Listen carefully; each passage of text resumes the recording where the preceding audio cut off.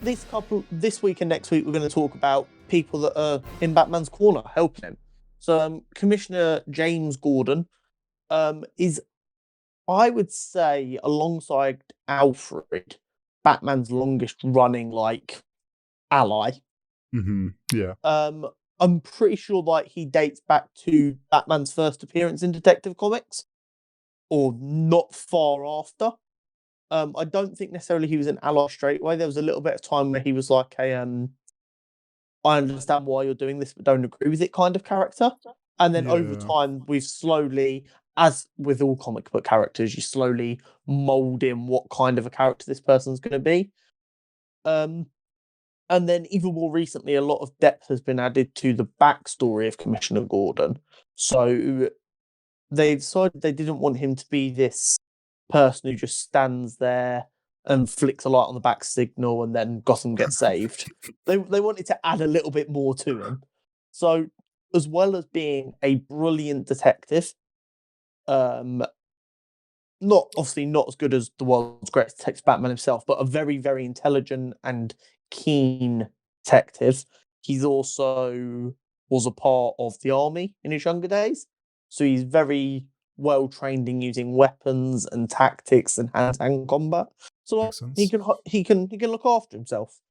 But he's not enhanced in any way. He's not freakishly strong or fast. He's a man who's often depicted like late 40s, early 50s with his iconic mustache and cigar. Especially in more recent comics where he's been depicted as even older, maybe 60s and early 70s. He's, I'd say, probably below average health because of all the cigars he smoked in his younger days. That I'm pretty sure he now has a heart condition in the comics. So I'm very curious. I'm going to address the elephant in the room, and if for whatever reason this causes some people to not want to listen to this anymore, I think they aren't people we wanted anyway. But for the first time, Commissioner Gordon being played by a black man in the Batman film. Oh, it's nothing. James Gordon being white adds nothing to the character. No. Cool. So if for some reason him now being played by a black actor is an issue for you, feel free to leave and not come back. Yeah. I'm really curious to see how they portray him in this, because we know it's like a year one Batman. Like, this is what we know. Mm-hmm. But in some of the trailers, we see Commissioner Gordon talking to the Batman. Yeah, they've definitely, from the trailer, you definitely get the sense that they kind of already have a kind of established relationship. Yeah, or at the very least, that Gordon's willing to hear this guy out because he knows how corrupt Gotham is, and he's willing to take any help he can get.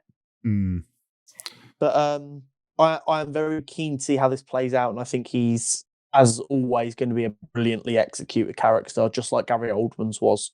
Yeah. In the Dark Knight series. The comic that I've chosen this week, it isn't as easy with Commissioner Gordon because he's very much a side character despite being a brilliant one. I've decided to go with The Killing Joke, which is probably a name that people know. So that'll be linked down below. But the reason I chose that is the comic in which Barbara Gordon, his daughter, who was also Batgirl, got shot and became paralyzed. And he gets kidnapped in that by the Joker because the Joker's trying to prove to Batman that no matter how good someone is, there's a breaking point for everyone. So I think this comic, although he's the centerpiece of it, I think this comic really shows how Commissioner Gordon can really be trusted by Batman to always uphold his morals. Yeah. So that's why I chose that one. Regardless, it's a brilliant comic. I recently got it myself, and I'm very, very excited to read it again. But that's what I've recommended for you guys this week, if that's what you want to get into.